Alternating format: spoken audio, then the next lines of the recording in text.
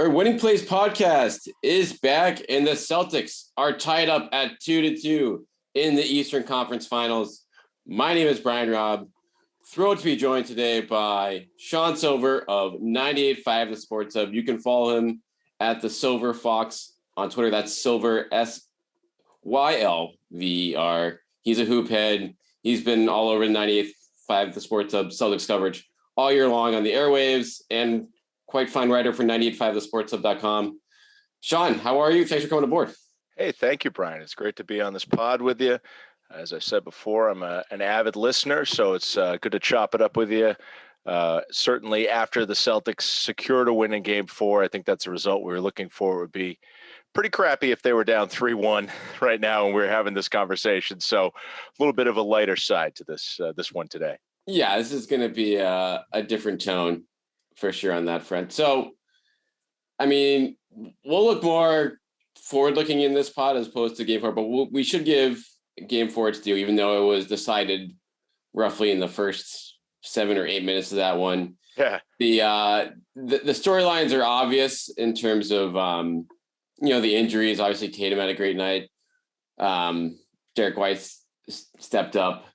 But what is there anything below the surface, or just maybe beyond the box score that kind of stood out to you from this game, or just from the complexion of the series so far that makes you feel good one way or another in terms of where this thing is going?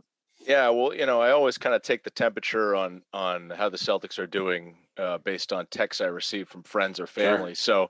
So, my brother was talking to me after last night's game, and he's just like, man, another one of these games where it's like a 25-point deficit in the first half. It's just crazy how just, one way or the other. It's like I'm trying to think what's the scientific explanation for this. It's a very schizophrenic season. I don't know. It's all over the place. So you really don't know what you're getting one game to the next. And it would be nice maybe to have a barn burner game. I guess we kind of got that in Game 3 when you think about the fact that the Celtics came all the way back. But really, you've been able to make an assessment on what's going to happen very early in these games in this series. I think if you look at last night's game in particular, one of the reasons why the complexion may shift so drastically from one game to the next may just be on account of the injuries. Yeah. I mean, you look at what Jimmy Butler or Kyle Lowry being limited might have done to the Heat last night. You look on the other end, what a healthy Rob Williams does and how that totally shuts down what Bam Adebayo was doing in Game 3. I mean, he was keeping the Heat out of the lane. He was a force. He was, getting all kinds of offensive rebounds. I remember there was one, I think it was in the second quarter, where he and Grant Williams were just going after offensive rebounds. Eventually, Rob gets the final tip in. The C's had 14 offensive rebounds as a team. So, just things like that, able to shut down what was good for the Heat in Game 3. Those are some of the things that I'm looking at. And then when you look at Game 5, seems like Tyler Hero might be coming back from Miami. We don't know about Marcus Smart. So how will the return or lack of return from those guys affect what we see? And again, we might see a monumental seismic shift from one game to the next. Right. I want to, you brought up the rebounding there. I want to hit on that for a second. I feel like that was not really talked about at all, but that was a huge deal in that game, because not only were the Heat missing everything, but they were getting no offensive glass. And like you said, having Rob in there, having Horford in there, just having that huge size difference in play here made a big difference. And then with the Heat switching, once Bam Adebayo gets pulled out of the lane into the perimeter, that leaves Rob, Al, and Grant to just pound the offensive glass there. So even though the Celtics weren't shooting well for a lot of the first half of that game, they still were able to clean up enough and keep that lead building, even on their way to a 40% shooting night overall. Yeah, I don't know where exactly I heard it, but somebody said that the Heat, they're a big team. They play tough, but they're not a tall team. No. And the Celtics just having the ability to change the complexion of what happens in the paint is so important to them. And shutting down drives at the rim. That's Butler going in, venturing into the paint and getting fouled. He had 18 free throws in Game 1. He didn't have anywhere close to that. And I thought it was funny when you look at Butler, he shot 3 for 14 last night, which is exactly what Jason Tatum shot the previous game. So it was Jimmy Butler's night to struggle. It was the Heat's game to have trouble getting to the basket. They weren't getting the foul calls. They were settling for those jumpers. They looked flat offensively, kind of like the Celtics did in the previous game. So everything, again, just very topsy-turvy, switches back to Boston. And the Celtics, in all, they didn't have a ton of rebounds. It was just their ability to use those to shut down the Heat, to get out in transition, like Al Horford grabbing a rebound and just dribbling up the court. Like that eagerness to go out there and do that, the defense leading to offense that Ime Udoka always preaches, the Celtics executing those tenets of their existence really just helped them last night. Yeah, the Al Horford only had 5 points in that game. I think he was the second best Celtic in that game. Yeah. Just from the 13 rebound rounds speak for itself, 4 blocks. But like you said, just being the engine to the offense in terms of getting them out and pushing, and then particularly defensively, like I think Bam Adebayo only had, looks like 5 shot attempts period in a game where obviously nothing was going offensively, and that's I think a large part. Like Al, spends the most amount of time on him, and he got worked in game 3, like in that first half, and then those shots, everything just disappeared there. And having Robb as the help side defender obviously helps on that front, but it was also like, hey, yeah, I'm not giving you anything tonight. Like I saw you, I'm ready for your aggression now, and I'm going to be shutting you down wherever you try to go at us on the floor. And Bam Adebayo is, he's a great player in the right spots, but he's not going to be able to get 25 just on his own every night. Not a traditional post player, and that's one of the things when you're in today's NBA, you can get by a lot of nights not having a traditional post offensive skill set. Bam Adebayo, obviously very talented, all-star caliber player, but if you can kind of flummox him and make him be something that he doesn't want to be, that's great. I think Miami was 8 for 17 in the paint. I think I'm quoting that stat right. That's under 50%. I know that from math class. So that's bad. And, remember Al Horford a few years ago, it might've been his first tenure here. He said, like, I don't like playing center. And there was all this talk about, well, it's the modern NBA and you can't have more than one big guy out there. With Al Horford, he's too slow to play power forward. We saw what happened in Philly with him trying to play alongside Embiid. But when you get an athletic guy like a Williams, who's more switchable, more versatile, super athletic, it's kind of like it doesn't matter who's the power forward and who's the center. They're just doing a job cohesively. So as long as Williams is healthy for game 5, and I hope he is, Udoka didn't really let too much on in the presser. But we're going to find out. And if that combination is intact, it'll certainly help. No question. And we've seen it all postseason long when they've been full with their starting 5, even though White and place smart here, they weren't totally full here, but that's, I think, obviously a very replaceable piece in terms of when White is playing at that level. Yeah. It just, there was just no defensive drop off there. And so I guess now before we turn more to the Celtics here, when I look at what the Heat were doing last night, and we like the starting numbers were combined 18 points, just obviously some horrific numbers that will probably never be replicated in a postseason game for years now. But when you just go down the line here and say, okay, like I look at Butler, he obviously sat out the second half of game 3, looked nowhere close to himself in game 4.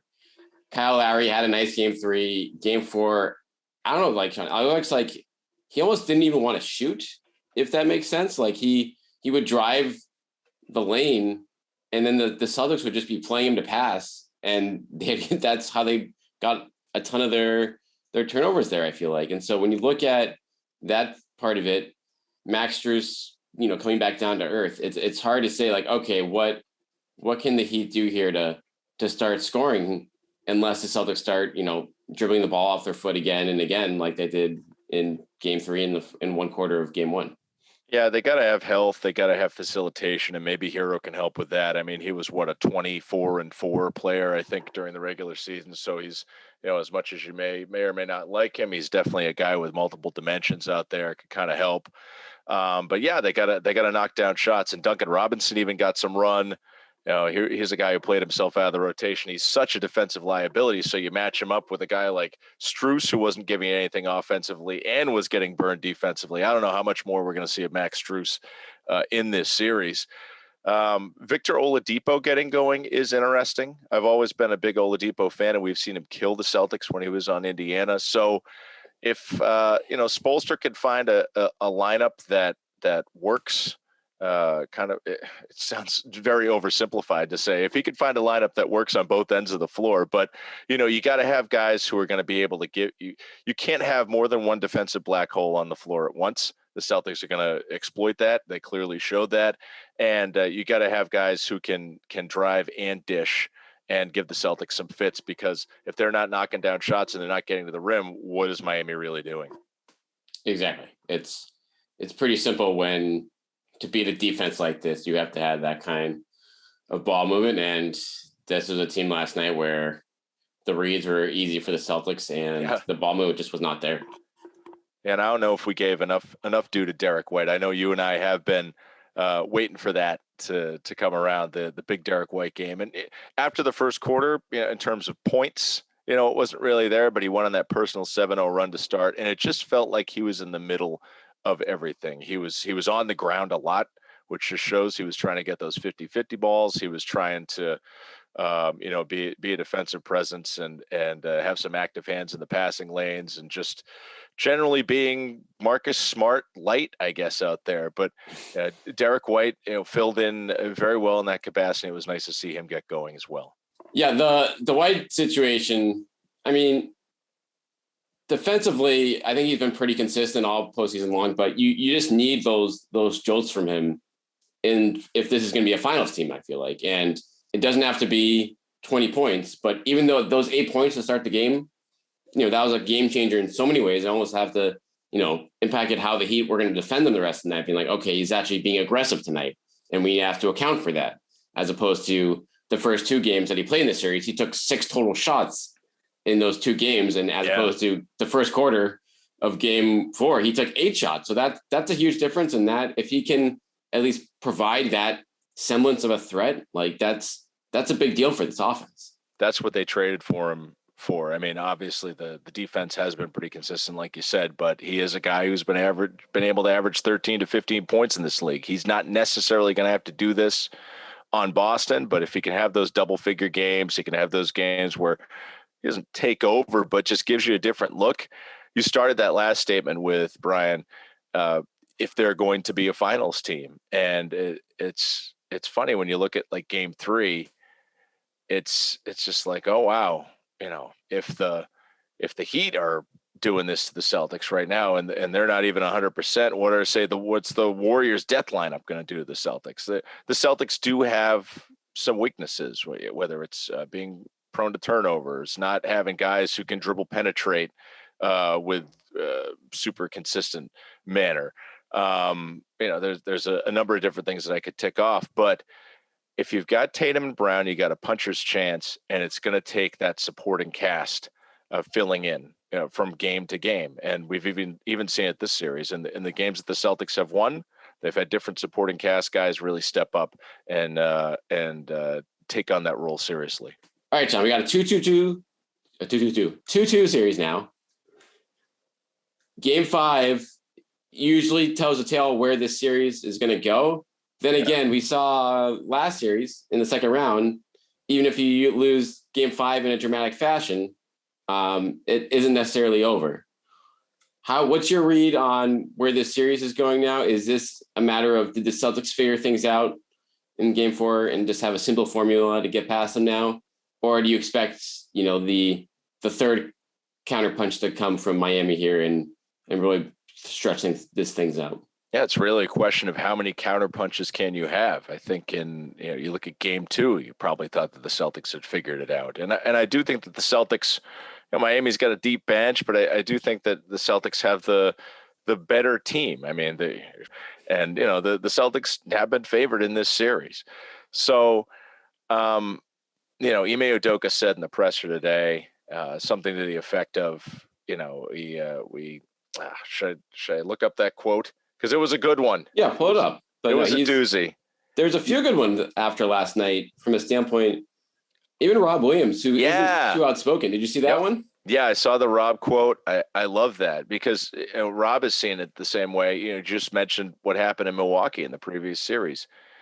How many times can you do that? How many times can you go down and come back? And I mean, the Celtics have been great at responding. through the second half of the regular season and the playoffs. It's kind of become a hallmark. It's one of the talking points that any national pundit is going to have about what the Celtics do. But in this case, I mean, Udoka said it. So far in this series, it's been the team that's been down that's responded well. We need to buck that trend. Yeah. They need to build on what they did in Game 4, and they really can't afford to have a stinker from Brown or Tatum in this game. And if it's a barn burner, fine. But they need to go out there, and I think this is pivotal because of the fact that Miami would have home court advantage if it's Game 7, and just because how lucky can you be doing this multiple times in the playoffs, being down 3-2 and coming back? So this needs to be a Celtic game if we're going to be talking about them moving on. I agree. I mean, the margin of error just gets razor thin if you're going into a Game 7 on the road against a team like Miami, who just is built to kind of grind it out in games like that, where, probably the whistles are swallowed and it's kind of anything goes. And speaking of your point for Game 5 of Jalen and Jason, I mean, I think Game 5 is a huge game for Jalen because Jalen did not play well, particularly offensively in Game 4. He was 5 of 20 from the field. He started out, I thought, he was the one weak spot in the offense. They kind of really took off even more once he got out of the game with 2 fouls. And so he'll be, I think, hungry for a bounce back there. And in the fact that now that he, on paper, should be the second best player in the series now, if Jimmy Butler is hobbled, he has to kind of, I think, take advantage of that and be able to outwork these guys. If guys like Lowry, Tucker, Butler are just, they're just grinding it out and don't necessarily have in the tank what they usually do. He was hyped for Game 4. You could tell that he was all amped up, but that was kind of to his detriment. And it's weird when you look at Jalen, game to game, a 40-point game, but 7 turnovers. There's some games where he has a great first quarter and then kind of falls off. It's like the where's Jalen, the disappearance of Jaylen Brown. He's a key to the Celtics, say, taking a lead in a game, but then when you need him later, it's like they've gotten away from him. I don't know if they'll ever necessarily figure this out, or if there's too much, when you have 2 wings, the caliber of a Brown and a Tatum, where there's just going to be, it's your turn, it's my turn. That's always going to be a part of their offense to a degree. But for Jalen to be consistent game to game, I think is going to be very important, particularly if they want to roll into the finals here. So yeah, this is a big game for him. Also, if, say, Miami looks at Game 4 and says, hey, that was another big Tatum game, we're going to key in on him, we're going to do something with Tatum, try and knock him off. Not to say he's going to finish with 10 points again, but say Tatum finishes with 17 or 18. Then you need Jaylen Brown to finish with a lot more than that. No question about that. What's your bet on what's Smart? You think Smart plays Game 5 no matter what, or do they try to give him a couple more days there and say, hey, let's break in case of emergency in terms of us being on the brink, and give him those extra couple of days as opposed to getting him back in the picture and then maybe making it even worse and you don't get it, what percentage of Smart do you need to want him in that game? Yeah, I mean, when you're talking about how pivotal a Game 5 is, you'd think, oh, we really need him out there if we can get him out there if there's any chance. But you said break in case of emergency. I mean, we watched that game. When Marcus Smart went down, it looked like that ankle was broken and he was going to be sent to an emergency room. That looked awful. It was gnarly. And to expect a guy to come back in a few days and be able to be everything that he's capable of is a tall order. I'm sure he's going to try. But again, if you can get Derek White to do some of the things that Marcus can do, if you can survive and advance, and maybe get him back for a Game 6 or a Game 7. I heard Max say that, he mentioned to Marcus walking out last night, hey, your guy's got you another chance. And he said, absolutely. This is extending this series out, maybe would be helpful to, I guess, winning this game would be helpful in postponing Marcus Smart's return. And if you're able to postpone it all the way to the finals, that would probably be the best case scenario. Sure. But you may need him. I wouldn't throw him out there for 5. And I don't know what the medicals are right now. What's your thought on that? Yeah, I would do this. I would lean, unless he's 90, unless there's significant improvement, I would hold him because I think White and Pritchard are just playing well enough right now where that's not a huge concern. Because I don't know if you can beat the Warriors in the finals if Smart is at, 60, 70, 80% for that series. Right. And so, and I think if you bring him back early in this series, he could hurt you just as much as he could help you. If he's not there offensively and is struggling to give. Obviously, it might help the fact that he could be like, hey, Lowry's not 100% either, so it's not like he's going to be burning me all over the floor. But that's kind of I feel like the Celtics have done well all postseason long, whether it's Smart or Rob or whoever, just like picking the spots of those guys. Like everyone's kind of looked like they've been ready to go when they've been back on the court. And so that I feel like is an important trend to continue here as the stakes get even higher. It's amazing, and that's a good point. It's amazing how ready those guys have been when they've been deemed ready.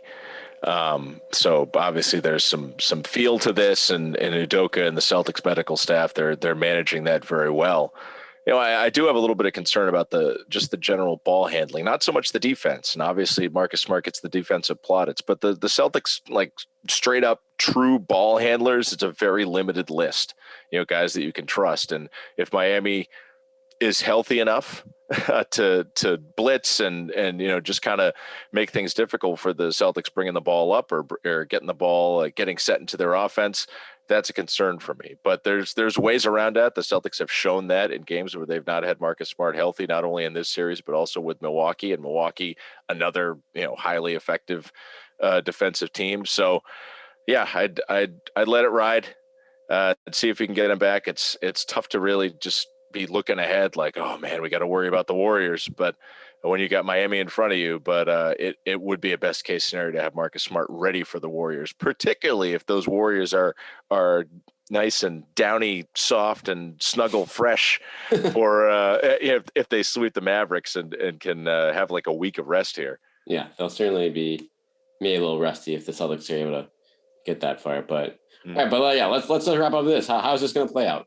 What's your feel right now? Is this going the distance as the Celtics turn the corner here, or does the Heat have? Are they going to bring back nightmares of 2020 for Celtics fans and pull out a couple more late game collapses that Celtics offense just discombust randomly? Yeah, 2020 or 2012. When the Celtics had that 3-2 lead. Sure. Completely different personnel, but 10 years ago, almost the day here of that series going down. So I every time anybody's asked me a prediction, I think other than the Brooklyn series, anytime anybody's asked me for a prediction, I've been wrong. But I just got to go with my gut. If Rob is healthy, I think the Celtics take game 5. I do think there's a degree of them figuring it out. And I do think even if Harrow is back, like he was a minus 30 something the other night, so I mean, yeah, he's a good player, but if the Celtics have something that they figured out here and they can do it with the personnel that they have, bring it back to game 6 in Boston. Listen, if they're going to be a championship caliber team, if they're going to be a finals caliber team and get out of this, not rut, because you've been to 4 Eastern Conference Finals in 6 years, but if you're finally going to make the leap, you need to show that you can put teams away when you have the opportunity. You can't just step back and say, oh, things are better now. We'll take care of it next game. No, there needs to be a sense of urgency. And frankly, it would just be a lot better if the Celtics finish this in 6 and get a little bit of rest before the finals here, as opposed to what they had to do beating Milwaukee in 7 and getting 1 day off and playing game 1 against Miami, where they didn't blow your doors off, but beat you pretty decisively in game 1. So I'd love to see the Celtics execute what they want to do, show that championship mentality that they can go to the next level and close out the Heat. And just it's a lot of it's going to come down to what the health is for Boston and Miami. How about you? Yeah, I'm with you. I saw this in 6 before the series, and barring any other health catastrophes for the Celtics here, I just think that they have the edge there when you look at how beaten up Miami is. I think it would be a lot more compelling situation now if Butler, even if a few of these guys were at full strength, but I think literally like Bam Adebayo is the only like meaningful player on their roster right now that is playing at 100%. So when you factor that in, factor the fact, how Rob looked, assuming that he can give it another go these next couple games. I think you even have enough there with or without Smart to get the job done. And I guess, the question will be, do they go the easy way or do they go the hard way when they've been playing every other day for the last 2.5 weeks. And I mean, given how the season has gone, it wouldn't surprise me if it's the hard way, but right. Maybe they learned a lesson from last round. Maybe, of course, now that we've both levied those very insightful takes, it's totally going to go. It's going to be Heat in 6. Yeah, or Heat in 6, exactly, right? So we'll see, I guess, how that pans out. But it's wild. I mean, I don't want to like jump the gun or anything, but there's, just you look back at 2017, and it was like the Celtics are playing Cleveland. Cleveland's clearly the better team. This is a little bit of a Cinderella story here. Like they're a try-hard team. This is fun. We're just enjoying it. They stole one game from Cleveland. And then 2018, they had 3 games. They had a chance. Nobody really expected that either. And it was like, okay, fine. 2020, I think people looked at it as a missed opportunity. And now 2022, you have an opportunity right in front of you. And I'm just like, are we really ready?